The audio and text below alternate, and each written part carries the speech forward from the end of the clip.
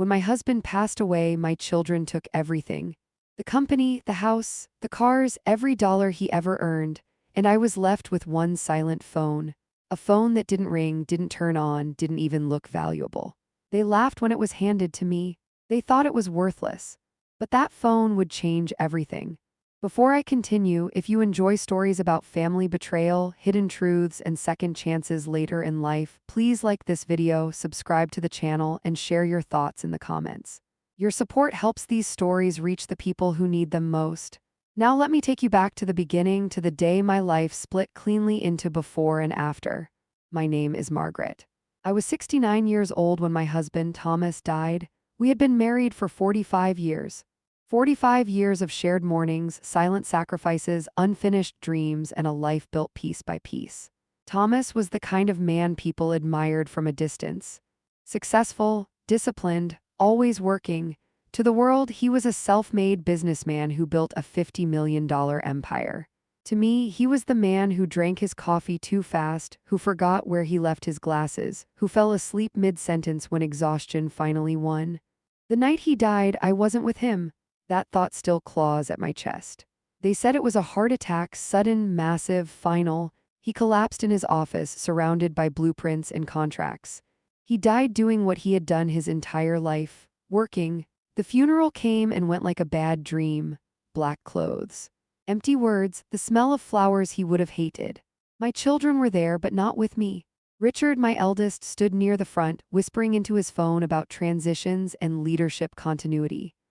Elaine, my daughter, wore a black dress that cost more than my first year of rent, her eyes dry, her attention fixed on her tablet. And Lucas, my youngest, stayed close to them, quiet, agreeable, invisible unless spoken to. No one held my hand. No one asked if I was okay. I sat alone, staring at my husband's casket, realizing that I had become something I never thought I would be. An afterthought, 2 days later, we gathered for the reading of the will, a glass office high above the city. Cold, polished, impersonal. The lawyer cleared his throat and began reading. Richard inherited a controlling share of the company. Elaine received the mansion and everything inside it. Lucas got the remaining shares, the cars, the vacation home. Each announcement was met with quiet satisfaction. They nodded, they smiled, they planned, I waited. My hands were folded in my lap, my heart beating so loudly I thought everyone could hear it. Finally, the lawyer looked at me. To my wife, Margaret, I felt a flicker of hope. I leave my personal cell phone, he continued, currently locked and powered off. It is not to be forced open or tampered with under any circumstances. That was it. The room went silent. Then Richard laughed, not a gentle laugh. Not an uncomfortable one, a sharp, cruel sound that cut straight through me. A phone, he said. That's what Dad left you. Elaine shook her head, smirking. Guess sentimental junk still counts as inheritance. Even Lucas smiled weakly, avoiding my eyes. The lawyer slid the phone across the table toward me. It was old, heavy, completely off. Richard leaned back in his chair. You can keep it. We won't need it. They went back to talking about assets and expansion plans as if I weren't even there. As if 45 years of marriage had ended with a joke. I picked up the phone. It was cold in my hands. And in that moment, sitting in that glass office, surrounded by my own children who no longer saw me as family, I felt something inside me finally break. I didn't know why Thomas had done this. I didn't know what was inside that phone. All I knew was this: they took everything they could see, and I was left with the only thing they didn't understand. I didn't leave the lawyer's office right away. I sat there long after my children had walked out, long after the glass doors had closed behind them. Long after their voices faded into the hallway where they were already discussing restaurants and business dinners. I sat there with the phone in my hands. It wasn't fancy. It wasn't new. It didn't look like it held secrets worth millions. Just a heavy, outdated device with a black screen and a single button on the side. My entire marriage reduced to this. When I finally stood, my legs felt weak, as if I'd aged 10 years in a single hour. No one offered to walk me out. No one asked if I needed help getting home. Outside, the city moved on as if nothing had happened. Cars honked. People laughed. Somewhere nearby, music played. And I stood on the sidewalk holding a phone my husband trusted me with more than money, property, or protection. That night, I went back to the house. My house, at least for now. The mansion felt different the moment I stepped inside. Quieter, colder, as if it already knew it no longer belonged to me. I sat at the dining table where I'd served thousands of family dinners, placed the phone in front of me, and stared at it for a long time. "Why?" I whispered. "Why would Thomas leave me this? Why humiliate me like that in front of our children?" I pressed the power button. Nothing. I pressed it again, holding it down longer. The screen flickered, then lit up. A logo appeared, and then my breath caught the background image. It was us.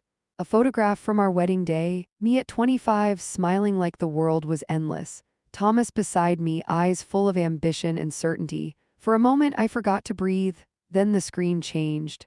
Enter password, 6 empty dots.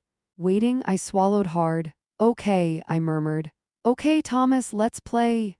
I tried the obvious first, our anniversary date. Incorrect password. The screen shook slightly, rejecting me. His birthday, incorrect password. Our children's birthdays, one by one. Incorrect, incorrect, incorrect. My heart began to pound. I tried the address of our first apartment, the year we got married, the number of the first business account he ever opened. Nothing. After 10 attempts, red letters appeared on the screen. Too many attempts. Try again in 30 minutes. 30 minutes. I leaned back in my chair, suddenly exhausted. Was this a joke, a punishment? Or was Thomas still controlling everything, even from the grave? I waited.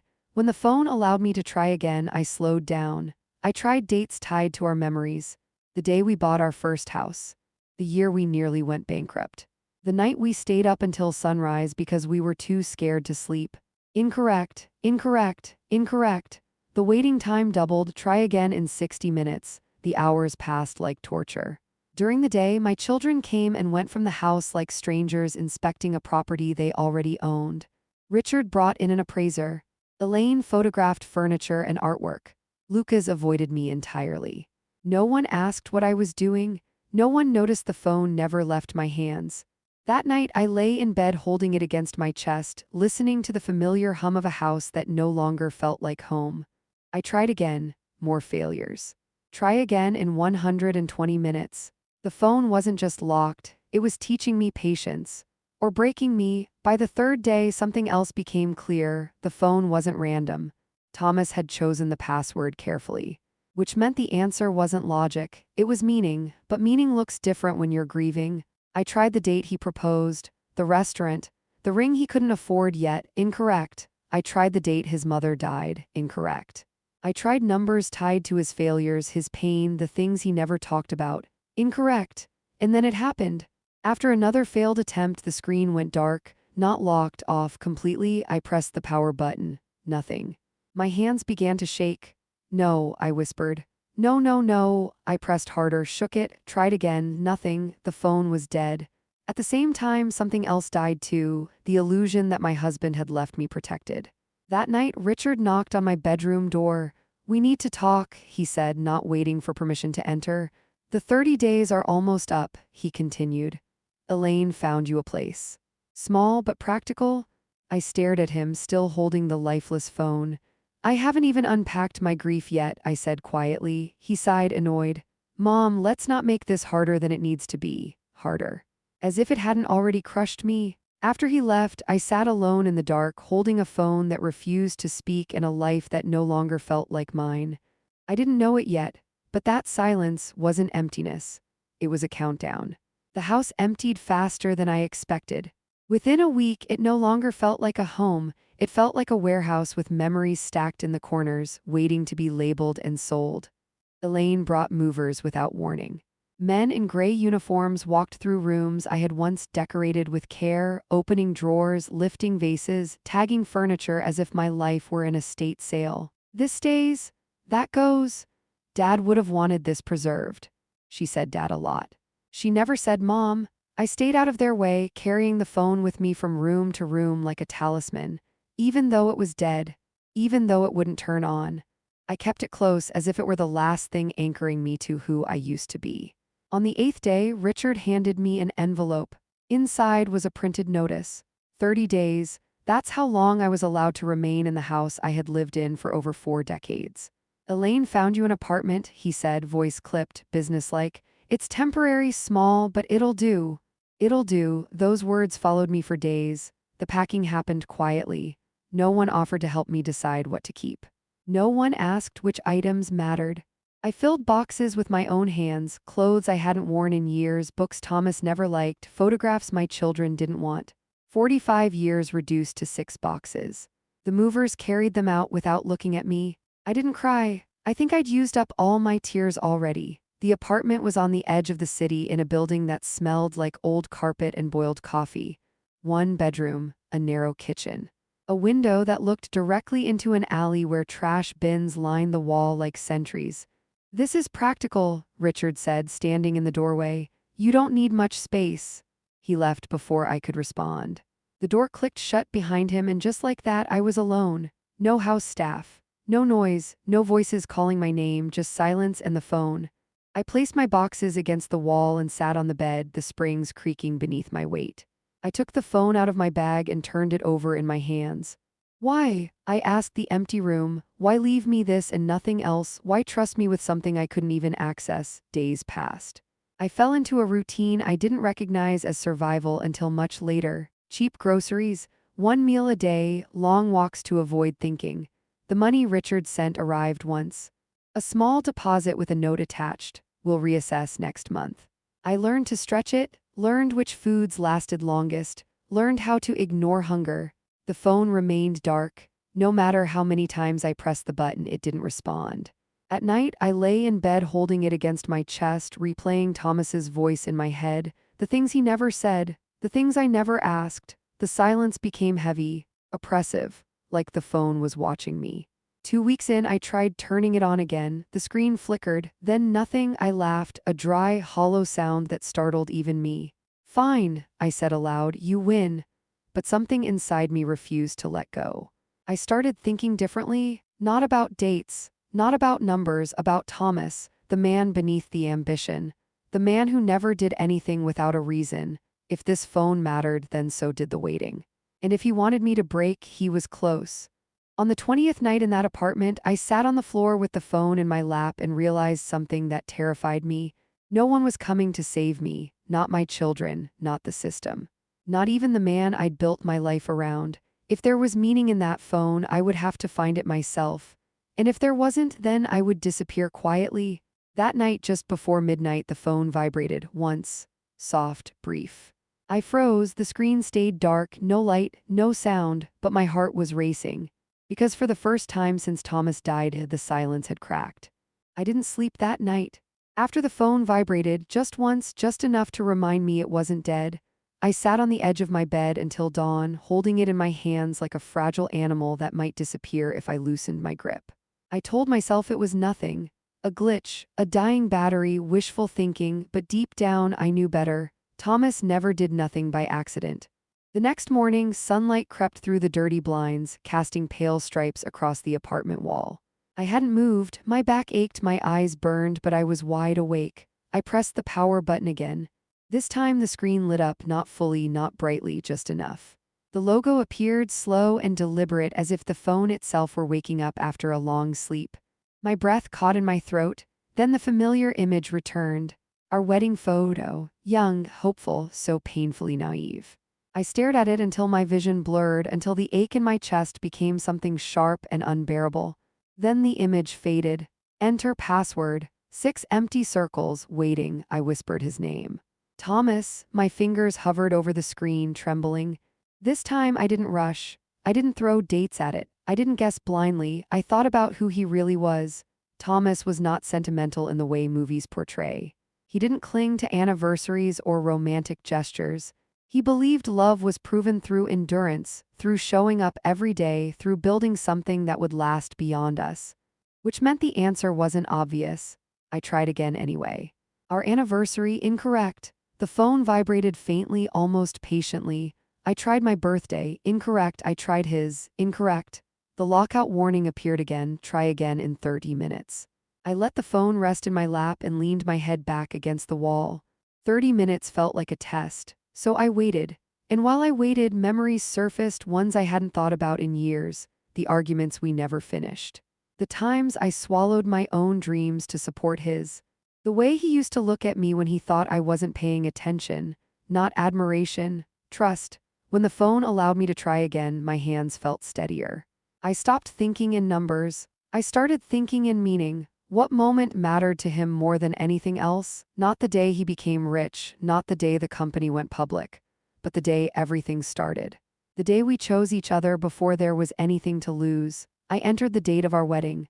Slowly, carefully, the screen paused. For a heartbeat, nothing happened, then incorrect password. My chest tightened. I had been so sure. The phone locked again, this time for longer. Try again in 60 minutes. Anger flared, real anger. Why are you doing this? I whispered harshly. Why make me suffer like this? The phone remained silent. By evening, I felt hollow. Defeated, I made myself a simple dinner I barely touched, then sat on the bed watching shadows crawl across the walls. The apartment felt smaller with every passing hour.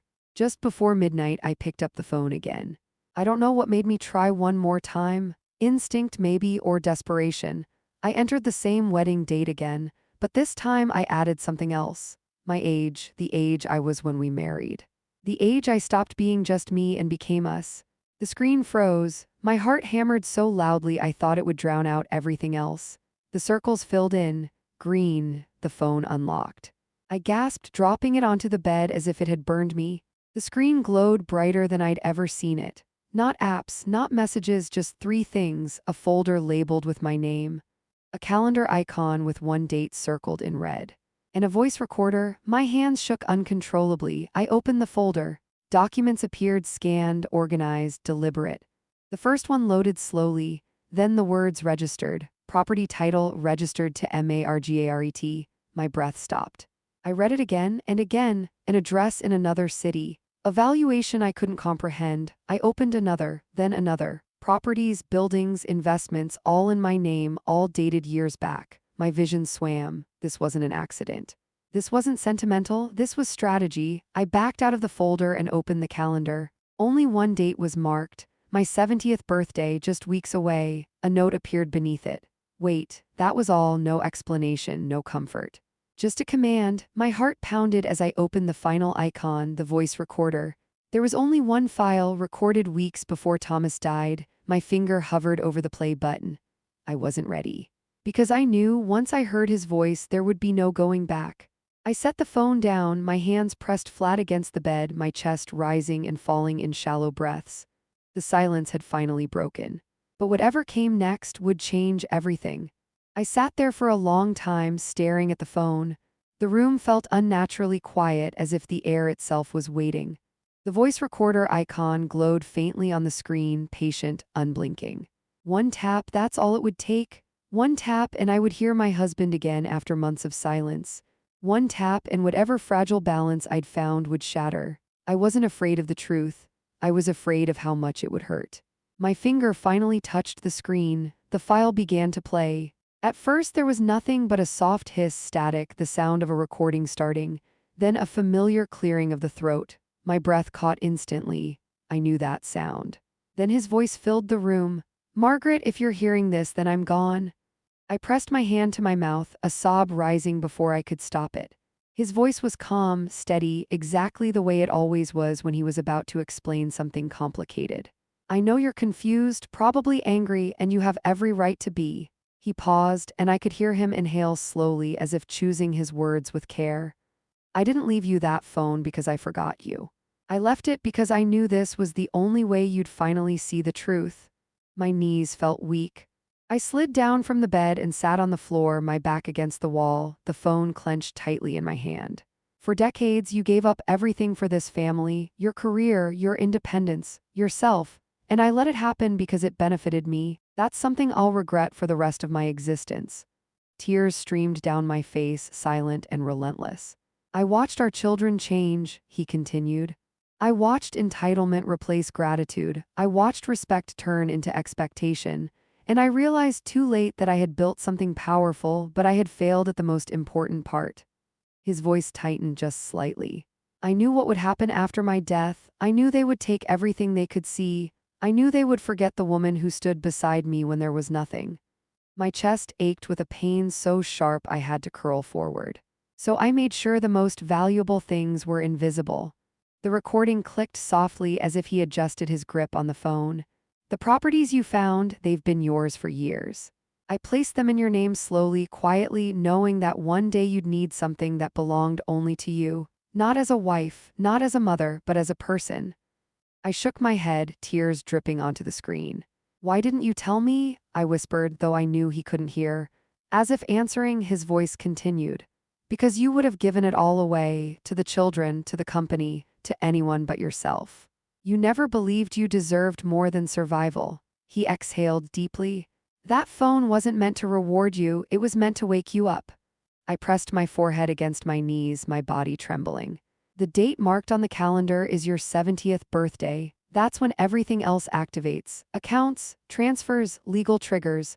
I needed you to live without me long enough to remember who you are without being rescued. My heart pounded. Until that day, do nothing, say nothing, let them show you who they truly are. His voice softened. And when the phone rings, answer it, trust me. The recording ended. Silence crashed down around me like a wave. I stayed there on the floor, unmoving, replaying his words again and again in my head. Anger fought with understanding. Love tangled with resentment. I hated him for putting me through this, and yet deep down I understood exactly why he had done it. He hadn't left me powerless. He had stripped away every illusion.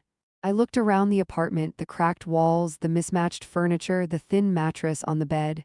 Just days ago, this place had felt like proof that my life was over.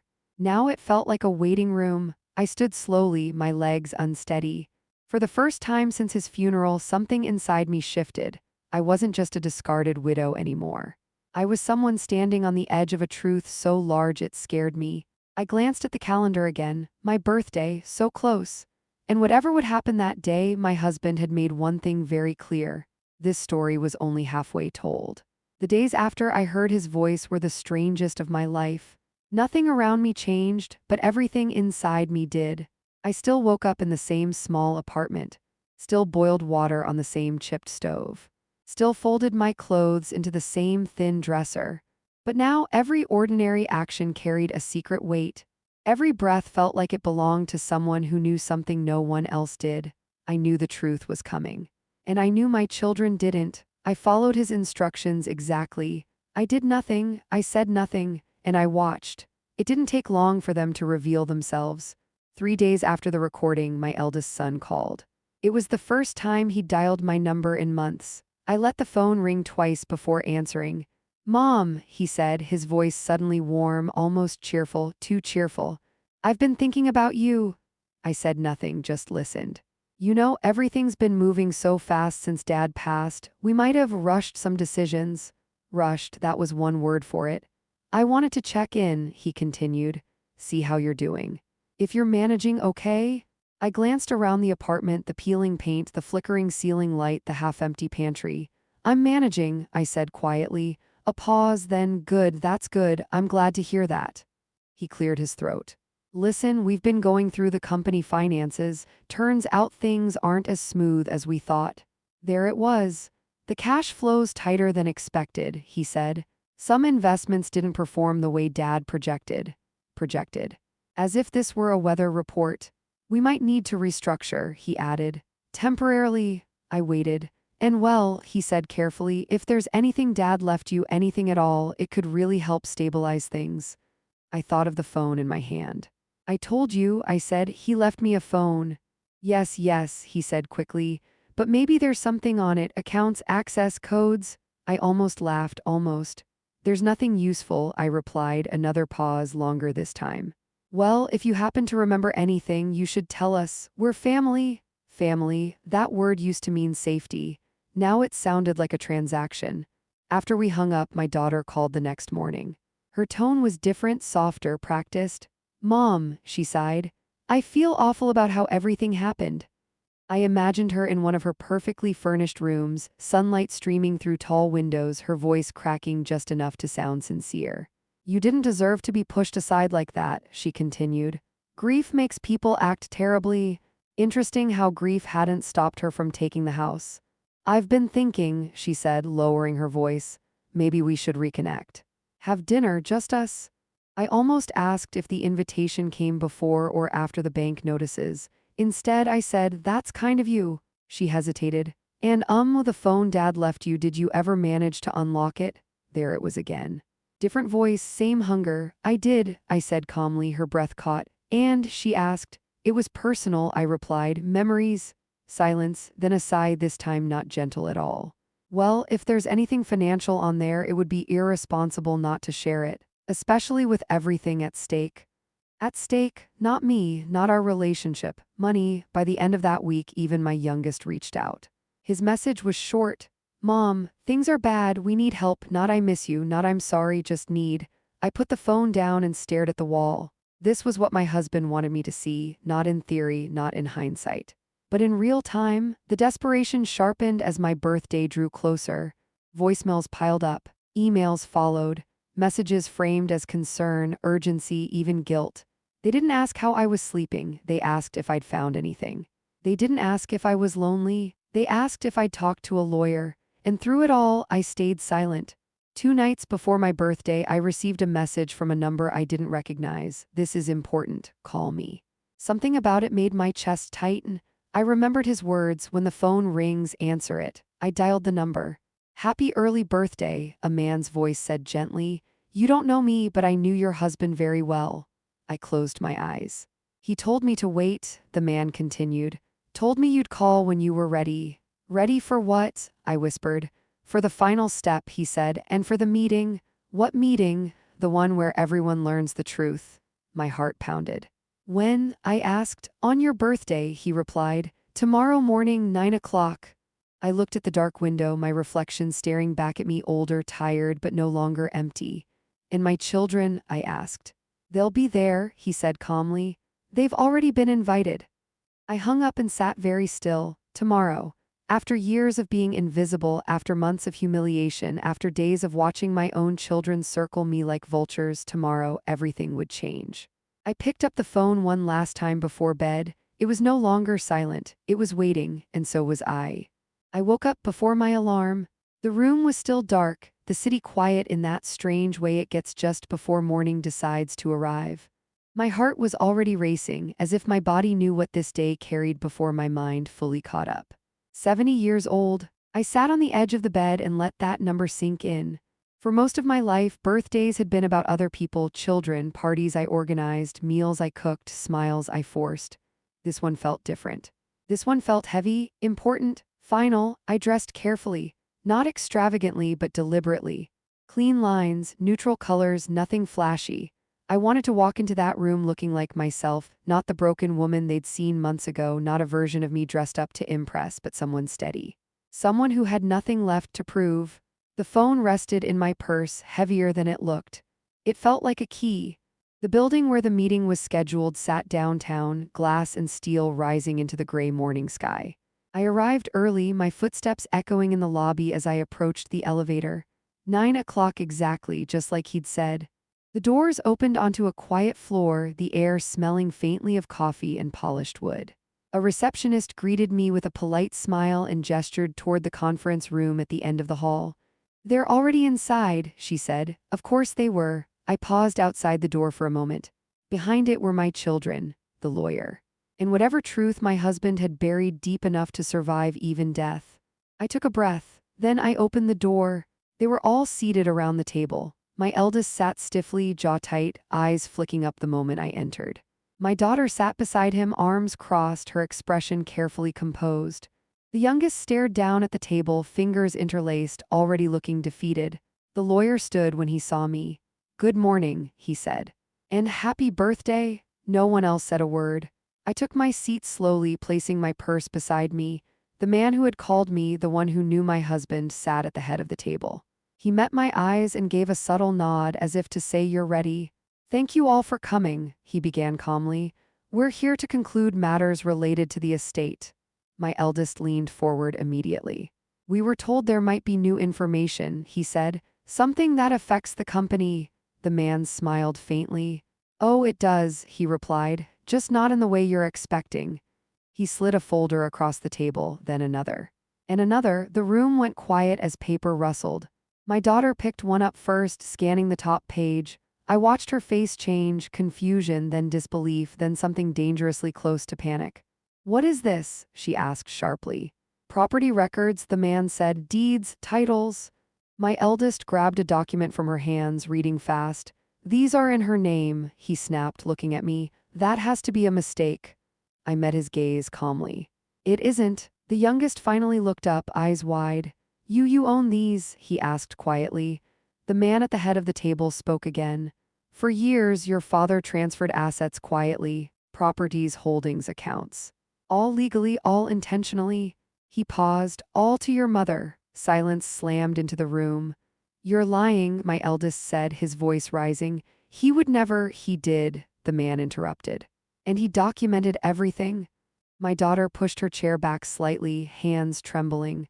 So while we were dealing with debt, she said slowly, while everything started falling apart, you were never meant to hold what you took, the man said evenly. I felt something settle inside me then, not anger, not triumph, clarity. My eldest turned to me, eyes sharp now. You knew, he said, you knew this whole time. I nodded once. Yes, you let us, he stopped, swallowing hard. You let us struggle. I leaned forward, resting my hands on the table. No, I said calmly. You let yourselves struggle. You took everything you could see and never once asked if I was okay. My daughter's voice broke. We didn't know, she whispered. I looked at her, really looked. You didn't ask, I replied, and that matters. The youngest wiped his face with his sleeve. So what happens now? He asked. The man at the head of the table closed his folder. Now, he said, your mother decides.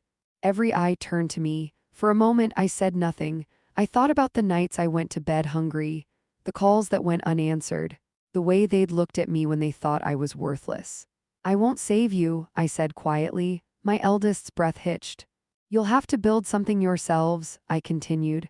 Just like your father did, just like I once did before I gave everything up for you. But you could help, my daughter said, desperation creeping into her voice. I could, I agreed, but I won't. The room felt unbearably still. This isn't punishment, I said. It's reality and it's long overdue. I stood. For the first time in my life, I added, I choose myself. No one stopped me as I walked toward the door. No one followed, and as I stepped back into the hallway, my phone vibrated softly in my purse. Not a call, a notification. The final piece was about to fall into place.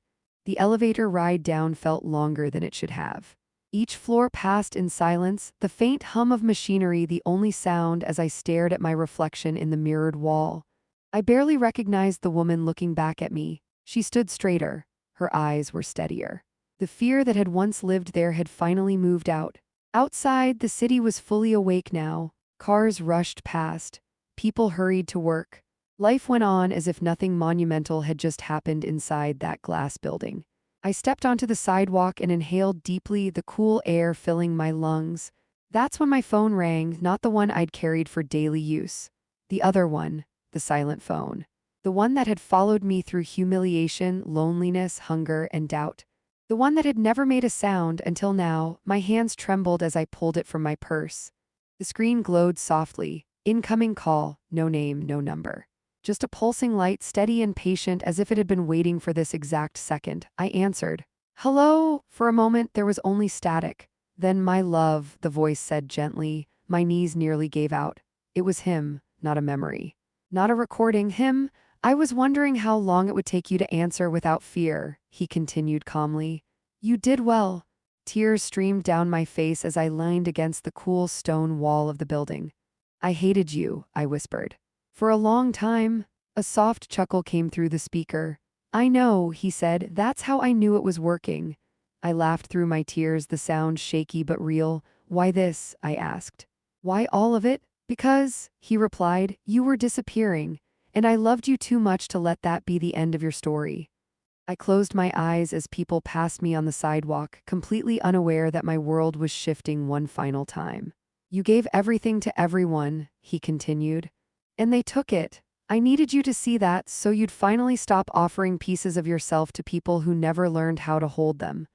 The line went quiet for a moment. There's one last thing, he said. The screen changed. A single message appeared. Check the balance. My breath caught. I tapped the screen. Numbers filled the display, rows and rows of them, more than I could process at first glance. I stared. Then stared again. The balance wasn't just life-changing, it was legacy-changing. My hand flew to my mouth. "Oh my God, that," he said softly, "is freedom." I slid down to sit on the low ledge beside the building, overwhelmed. "Do whatever you want with it," he continued. "Build something, burn something down, start again, just promise me one thing." "What?" I whispered. "Never disappear again." The call ended, the screen went dark. But this time it didn't feel silent. It felt complete. Weeks later, my life looked nothing like it had before. I moved not into another borrowed space, not into something chosen for me, but into a home I selected myself. Bright windows, quiet mornings, a small desk by the window where I could sit and think. I traveled, not extravagantly. Intentionally, I reconnected with old parts of myself, the woman who loved design, ideas, possibility. I funded projects that mattered. I supported people who reminded me of who I used to be. And my children, they struggled, they learned, they grew quiet, they stopped demanding. Sometimes they called, sometimes they didn't.